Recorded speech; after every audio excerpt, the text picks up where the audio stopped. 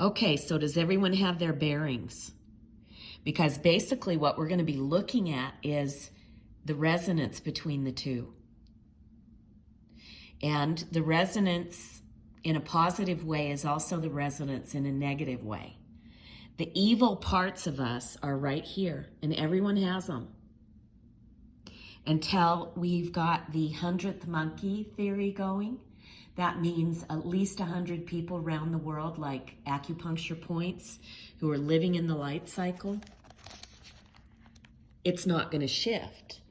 And so the first 12 years of the incarnation cycle requires parents being in the light cycle and understanding their child's elemental type and how they complement people, so that you're not teaching them how to deal with bullies, and you're not letting them live in the tough love system thinking that they've got to figure it out for themselves. They won't. It's all this. Wherever this is going on, there is a root pattern, which means there's the same base metal and virus that is sitting within the DNA, the nucleus of the parent cells. Because when it comes to electromagnetism, we're talking about the minerals, the metals in the body. They're sitting in water and they're carrying the light. The movement of air is through the breath.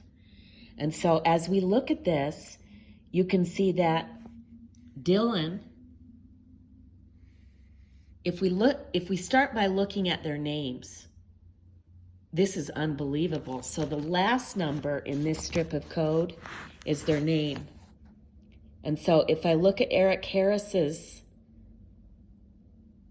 David Harris, the mathematical code for that name is 85, which is a 13. And everybody knows about 13s. But let's look at it in the body. And then the 4.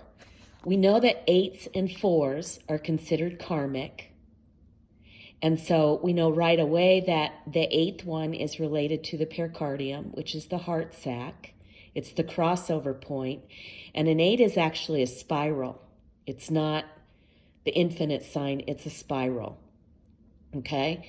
And the 4, we know, is the thymus gland. And the thymus gland shrivels in children when they're fragmented. That's when we pull them from the vertically integrated cycle and have them start fitting into the world. Okay? Thymus shrivels. When we've got the 13, it's the gonads and the pancreas, which is the thymus gland.